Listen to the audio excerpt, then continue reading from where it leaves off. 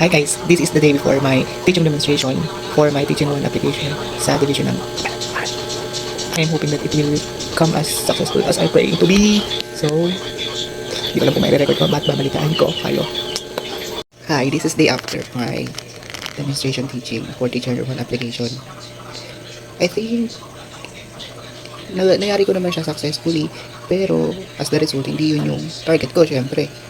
Out of 35, I only got 24 points. And I'm so sad about that. Kasi I prepared for almost a month. I lost weight, makikita sa mukha ko. Then, hindi ako nakatulog na maayos. In order for me to be prepared, nag-asa ko ng guidance sa aking mga previous professor, sa aking city, and also sa mga principal na kilala ko. They all help me, so I apply the suggestion they give. Nagpa-check pa ako ng lesson plan. Tapos nagtanong ako ng mga strategies. Now, describe ko yung demonstration teaching na ginawa ko nung Monday. And today is Tuesday, 24. My lesson plan is prepared for grade 6 student science class. But sabi nila, due of lack ng student, kasi kakaunti lang grade 6. So, dinivide nila yung grade 5 para yun yung pagturuan.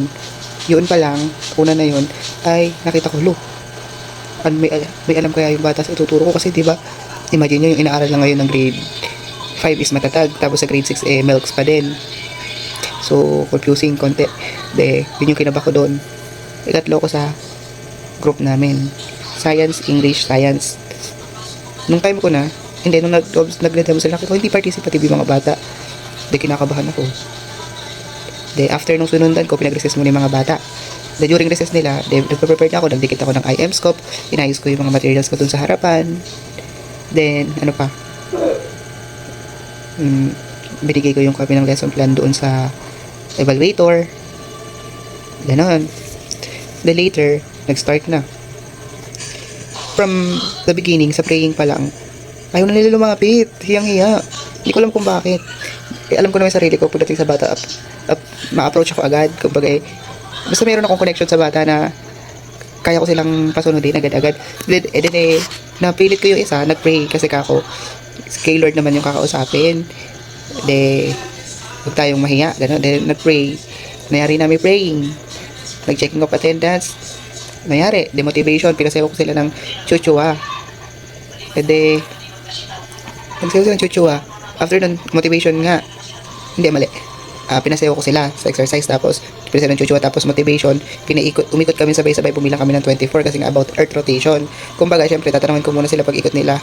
After nila umikot, kung ano naramdaman nila. Tapos may circumstances ba o may mga pangyayari na sa buhay nila na may ihalin tulad nila na nagkuha ng resulta. Gusto ko lang naman sana targetin doon na yung pagyanig. Kasi nga, di ba nakakahilo yung pagyanig like earthquake? Hindi nila maibigay. Sabi ko, sige, ikaw yung iba pa. Hindi sila makapag, hanggang pinadali yung tanong. Wala pa dito ang sagot. Sa isip ko, paano ito, Brian? Napaka-challenging. Sige, hindi ba ako naitanong? Sige, kako. Alam niyo ba kaya tayo umikot, kako? Kasi yung planeta natin, ano may pangalan ng planeta natin? Earth. Yung Earth, kako, ay umiikot din sa isang direksyon. Tapos marunong to pumilang, kaso hanggang 24 lang. Sabi na, tingin siya, tapos tingin na, you all look confused, kako. In today's lesson, we were going to explore how the Earth move, sabi ko, in our lesson, we're going to explore pinakita ko yung title, Earth Movement. Pinabasa ko sa kanila sabay-sabay. Then, nung nabasa na lang sabay-sabay, sabi ko, okay, my class is always guided by questions in order for us to be facilitated, kako. Hindi, ipinresent ko yung guide questions. Eto na, pababasahin ko na naman. Kasi gusto ko para maging interactive. Basahin mo, babasa ko sa'yo, tapos paliwanag kong konti. Tatanong ko kung naintindihan nila, kung wala, proceed na. Hindi, pagbasa pa lang, hiyang-hiya na lahat. Hindi ko alam kung bakit, parang napapagod na, ayaw na, ganun.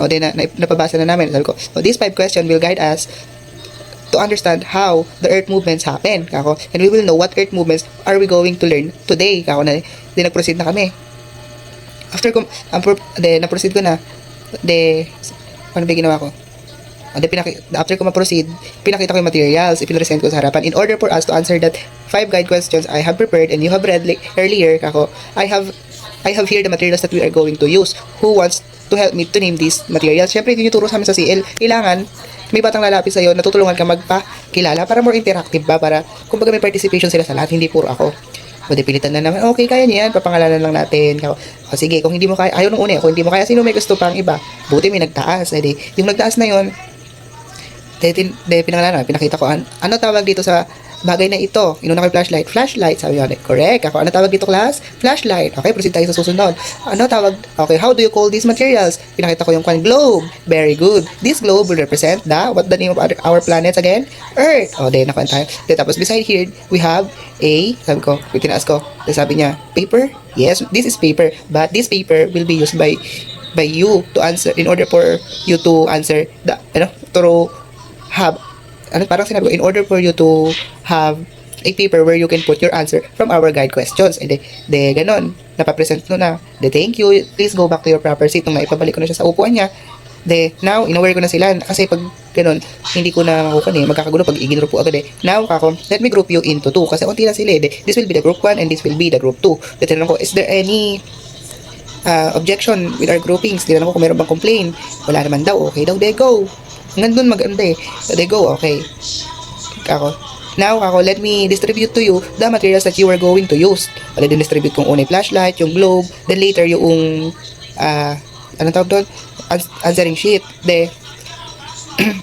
Tawag dito para naman hindi sila mabigla doon sa answering sheet. Okay, before we start, let me explain to you first how we will answer and use this paper. In the first part, you have task 1. This task 1, you will go into color. Because I know, ito para sana pumasok sa multiple intelligence. Because I know, some in your group have an interest in coloring. So, I suggest that you assign them to color this. Then, in the next part, this is the copy of the guide question where you can put the answer. This part is the guide. This part is the guide questions, and this part are the column where you can put your answer. And then later, pinakita ko na third page. Sabi ko, and this task 3 called data sheet. Pinaliwanag ko yung data sheet bago sila magsagot. This data sheet composed of 2 variables. Pag po sinabi ka nating variables, tinagalog ko talaga para maintindihan kasi grade 5 nga ay mga informasyon na kayang tumayo at kailangan supplyan para makatayo. Halimbawa, dito name. Ano yung name ng planet? Sabi ko, independent variable po yung tanong, yung salita na name, yung mga given. Tapos yung isusupply mong sagot, yun yung dependent. Kumbaga, hindi ka makasupply ng dependent nang walang independent. Dahil medyo sa part na parang na-confuse. Dahil piniliwanag ko mas madaling para intindihin na lang natin na lahat ng informasyon na nakasulat dito ay tinatawag nating independent variable. Tapos itong susupplyan nyo, tatawagin nating dependent variables. Naintindihan mo yung pagkakaiba? O, dahil naintindihan. Okay, tapos yung fourth page po, scratch siya. Kumbaga, pwede nyo siyang gamitin sa pagsulat ng una yung sagot. Okay na po ba tayo dito sa ating answering sheet, sa mga task nyo na gagawin? May tanong po ba? Wala daw Sabi ko. At ngayon po, ang instruction ko, 3 minuto lang sa pag-observe kasi po limited lang yung time natin. Tapos, pagkayari ng 3 minuto, bibigyan ko po kayo uli ng another 3 minutes para i-organize yung sagot nyo dito sa answering sheet, sa data sheet. Tapos po, para mas maganda, gagamit tayo ng computer. Nakita niyo po ba sa third task? Meron po tayo ng digital copy. Gagamit po tayo ng anong application?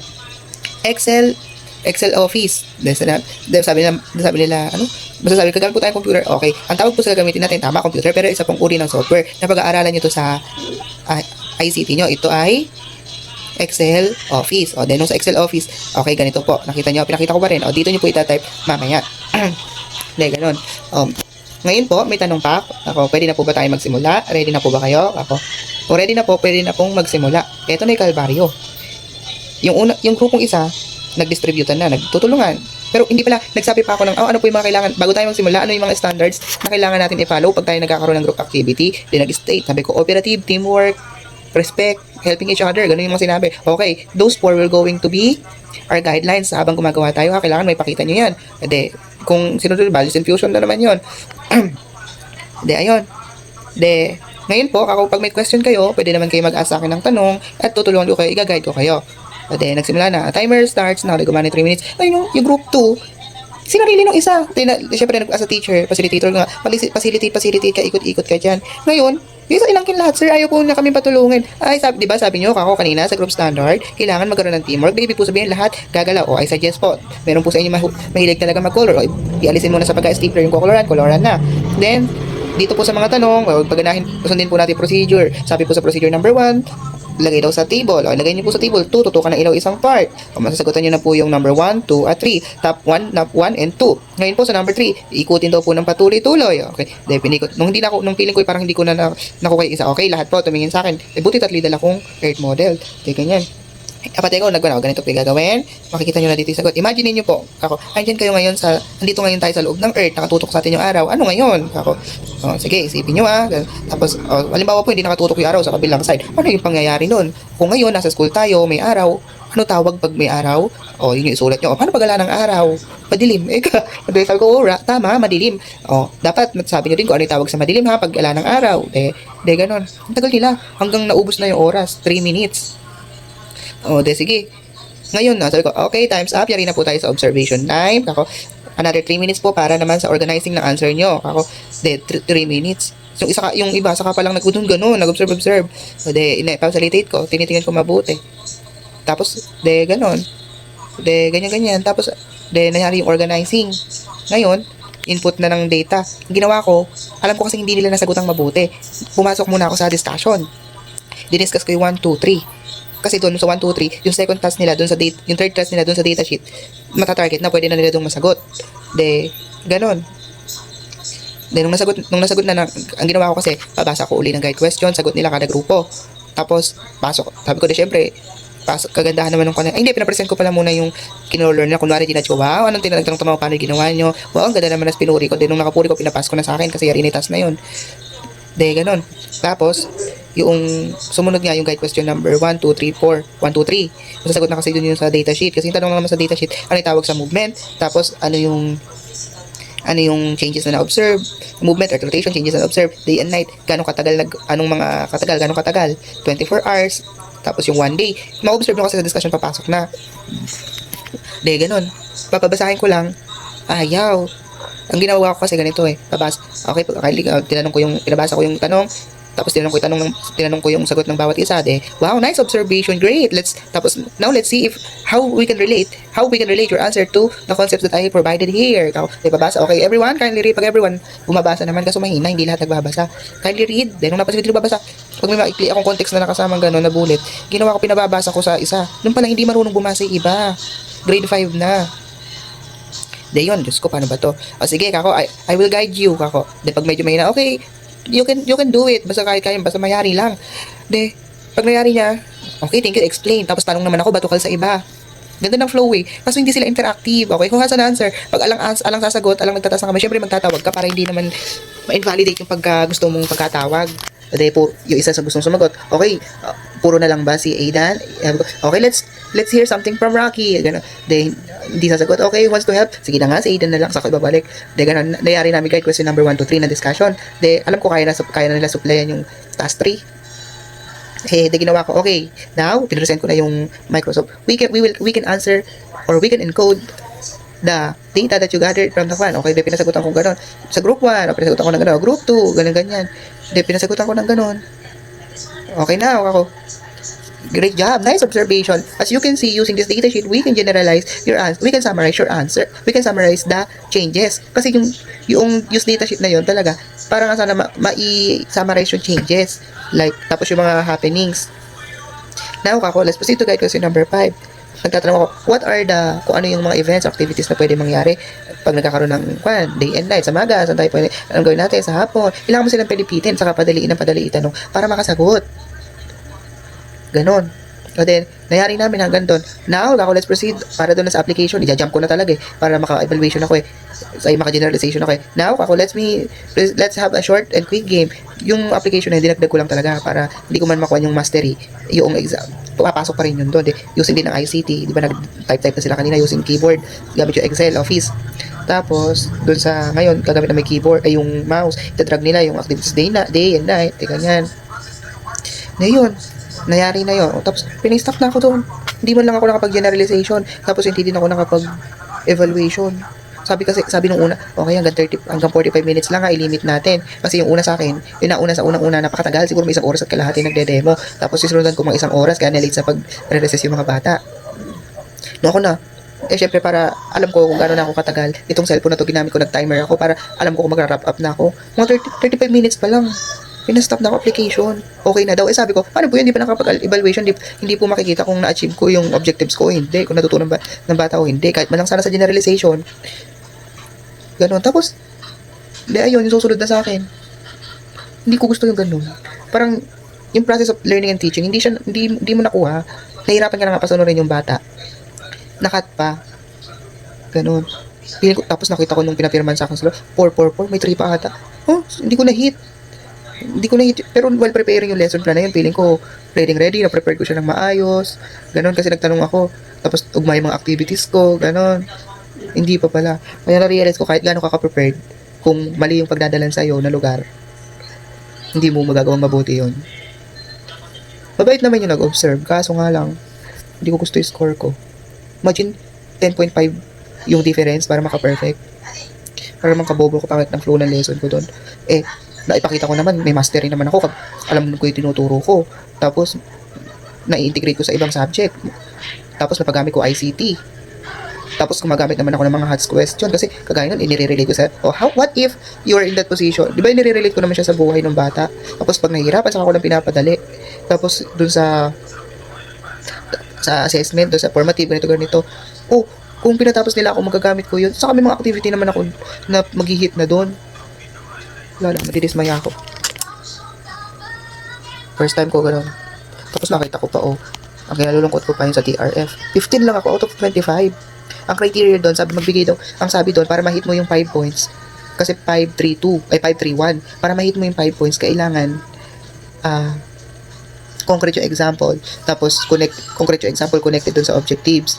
May situation ka ibibigay, tapos ma-explain mo. Di ginamit ko format, situation na connected sa tanong, masasagot yung tanong, tapos connected sa example, tapos ano ginawa kong solution, tapos ano naging resulta. Confident ako nung nagsasagot ako, tapos 15 lang, tapos nagtry ako i-compute. So, tatlo na yun, 3, tatlong objectives lang yun 3, 3, 3. 3. Actually, 3 ba? 4. 6, 7, 8, 9. Ay, 4 pala. 4. Baka may nag-1 pa ako doon. Naka 15 lang ako. Baba. At ganun. Ang isa kong disadvantage doon kasi mapangit yung sulat ko. Pero naiintindihan naman. I'm so sad. Unang ranking ko, ganun nangyari. Baba ng total points ko. 59. Pero madami ko natutunan. Lalo na dun sa pagtuturo, dun sa demonstration. Yun pa isa, hindi nila explain kung bakit ganun yung points kong nakuha.